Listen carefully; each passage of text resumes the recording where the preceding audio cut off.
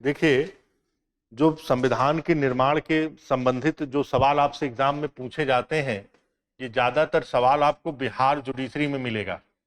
ज्यादातर सवाल आपको कहां पर मिलेगा? संविधान का निर्माण, मेकिंग ऑफ द कॉन्स्टिट्यूशन। ये सवाल आपको बेसिकली कहां से पूछे जाते हैं? बेसिकली ज्यादातर बिहार के एग्जाम में पूछा जाता है और मध्य प्रदेश, इन स्टेट में ज्यादा पूछे जाते हैं। यूपी में यहां से सवाल बहुत कम आते हैं। बिहार, मध्य प्रदेश और आपका छत्तीसगढ़, यहां से आपसे सवाल पूछे जाते हैं। बेसिकली यहां पर जो सवाल पूछा जाता है वो बहुत ज्यादा डिटेल में नहीं पूछा जाता, बहुत ज्यादा फैक्चुअल नहीं पूछा जाता। बेसिक जो इंफॉर्मेशन होती है संविधान की, वो यहां से पूछा जाता है। अब भारत में संविधान निर्माण कैसे हुआ, उसकी भी एक कहानी है। 1942 में भारत में क्या हुआ? भारत छोड़ो आंदोलन शुरू हुआ। अब भारत छोड़ो जब आंदोलन हुआ तो भारत छोड़ो आंदोलन के परिणाम स्वरूप इसका एक बहुत व्यापक प्रभाव पड़ा और ब्रिटेन में भी सत्ता का परिवर्तन हो गया। और 1945 में, 1945 में क्या हुआ? ब्रिटेन में सत्ता में क्या हो गया? परिवर्तन। और उस सत्ता परिवर्तन के बाद लेबर पार्टी की सरकार बन गई। किसकी सरकार बन गई? Labour party. और लेबर पार्टी के प्रधानमंत्री कौन बने? एटली साहब, क्लेमेंट एटली। अब एटली साहब क्या बने? प्रधानमंत्री बन गए। इनका जो अप्रोच था वो भारत को स्वतंत्रता देने का था कि हम भारत को क्या करते हैं, औपनिवेशिक जो राष्ट्र है उस राष्ट्र को स्वतंत्रता देते हैं। अब जब ऐसी एटली साहब ने ऐसा अपना विचार बनाया तो इस विचार के लिए उन्होंने एक मिशन की स्थापना की और उस मिशन का नाम रखा कैबिनेट मिशन। क्या रखा? Cabinet mission. अब कैबिनेट मिशन भारत आया 1946 में। इसके 3 सदस्य थे, स्टोपर क्रिप्स, एबी अलेक्जेंडर और सर पैट्रिक लॉरेंस। 3 सदस्य थे, ठीक है। तो कैबिनेट मिशन जब भारत आया तो कैबिनेट मिशन ने भारत आने पर उन्होंने संविधान सभा के निर्माण की बात की और पाकिस्तान मुस्लिम लीग के द्वारा जो अलग से पाकिस्तान राज्य की मांग की जा रही थी उसको उन्होंने अस्वीकार कर दिया। उन्होंने कहा कि भैया हमें अलग से पाकिस्तान राज्य चाहिए। तो कैबिनेट मिशन ने कहा कि हम आपकी इस मांग को स्वीकार नहीं करते। तो उन्होंने कहा कि भारत क्या करे, अपना एक संविधान सभा बनाए, एक संविधान सभा का क्या करें, गठन करें। इन्होंने कहा चलिए भैया, अब संविधान सभा का हम क्या करते हैं, गठन करते हैं। तो गठन के क्या नियम होंगे और किस आधार पर उनका चुनाव किया जाएगा, इसका भी वर्णन कैबिनेट मिशन ने अपने प्लान में किया।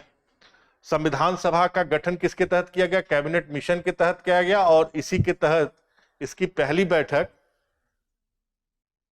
9 दिसंबर 1946 को हो गई। डेट याद रखिएगा, 9 दिसंबर 1946 को इसकी प्रथम बैठक हुई। और इस प्रथम बैठक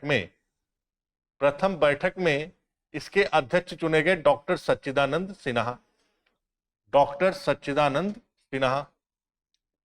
सच्चिदानंद सिन्हा को जब 9 दिसंबर 1946 को इसके प्रथम अध्यक्ष चुने गए, और ये कैसे अध्यक्ष थे? अस्थायी, अर्थात टेम्पोररी थे, ये परमानेंट नहीं थे।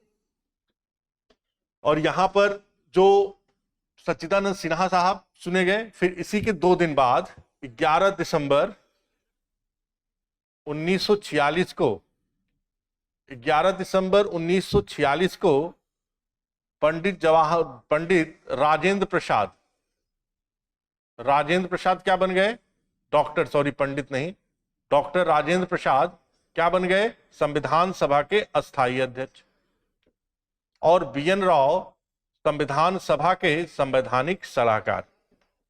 बीएन राव संविधान सभा के संवैधानिक सलाहकार कब बने? 11 दिसंबर 1946। और प्रथम बैठक में उपाध्यक्ष भी चुना गया। उपाध्यक्ष कौन थे यहां पर? एचसी मुखर्जी। एचसी मुखर्जी, ये क्या थे? संविधान सभा के प्रथम उपाध्यक्ष। इसी के फिर 2 दिन बाद 13 दिसंबर 1946, 13 दिसंबर 1946 को पंडित जवाहरलाल नेहरू ने, 13 दिसंबर 1946 को पंडित जवाहरलाल नेहरू ने क्या किया? संविधान सभा के सम्मुख ऑब्जेक्टिव रेजोल्यूशन पेश किया। क्या पेश किया? उद्देश्य प्रस्ताव। और इस उद्देश्य प्रस्ताव को संविधान सभा के द्वारा 22 जनवरी 1947 को 22 जनवरी 1947 को क्या कर लिया गया? स्वीकार कर लिया गया। अब ये जो उद्देश्य प्रस्ताव पेश किया गया, इस उद्देश्य प्रस्ताव में लोकतांत्रिक शब्द का प्रयोग नहीं था। किस शब्द का प्रयोग नहीं था? लोकतांत्रिक शब्द का प्रयोग नहीं था, बल्कि लोकतांत्रिक शब्द के स्थान पर विश्व शांति शब्द का प्रयोग किया गया था। Universal peace. बस सुनिए, एक बार याद करिए अपने माइंड में, सब लिखाएंगे। किसका प्रयोग किया? विश्व शांति का। अब उद्देश्य प्रस्ताव 22 जनवरी 1947 को पास हो गया। इसके बाद संविधान सभा ने क्या किया? संविधान सभा ने दो आधार पर समितियों का विभाजन कर दिया गया। एक था प्रक्रिया संबंधी और दूसरा था परामर्श संबंधी। अब परामर्श संबंधी जो समिति थी, इस समिति ने लगभग दुनिया के 60 से अधिक देशों के संविधानों का अध्ययन किया। दुनिया में 60 से अधिक देशों का संविधान का अध्ययन किया और उस संविधान का अध्ययन करने के पश्चात बी.एन. राव के द्वारा, किसके द्वारा? बी.एन. राव के द्वारा सर्वप्रथम संविधान का पहला मसौदा पेश किया गया। संविधान का पहला मसौदा पेश किया गया। यह भी सवाल आपसे पूछा गया है। पहला मसौदा पेश किया गया था। इस मसौदे पर विचार करने के लिए संविधान सभा के द्वारा पहले से ही एक प्रारूप समिति का गठन किया गया था। क्या किया गया था? एक प्रारूप समिति का, जिसको हम कहते हैं ड्राफ्टिंग कमेटी। अब ये प्रारूप समिति जो थी, इस प्रारूप समिति के अध्यक्ष कौन थे? Doctor B R. अंबेडकर। कौन थे? Doctor B R. अंबेडकर।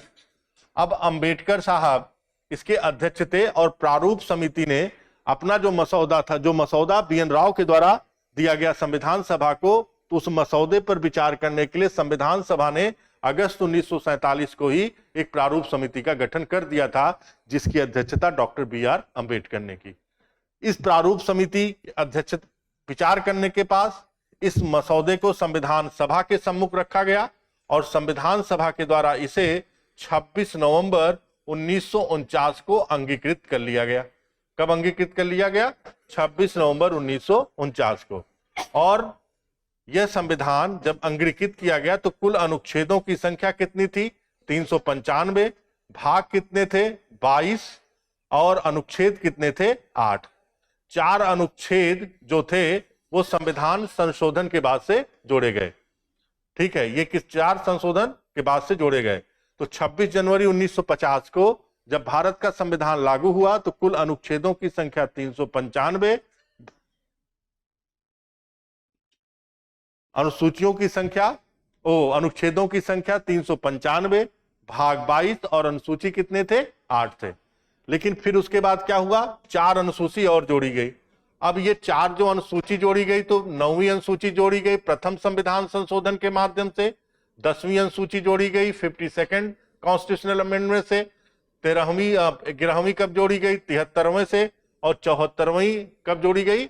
12वीं। मतलब 9वीं, 10वीं, 73वीं और 74वीं संविधान संशोधन के माध्यम से 9वीं संविधान संशोधन से प्रथम, 10वां आपका 52nd, सॉरी उल्टा हो गया, 11वां आपका 73rd और आपका 12वां 74th के माध्यम से क्या हुआ? जोड़ा गया। ठीक है, यही सवाल आपसे पूछा जाता है।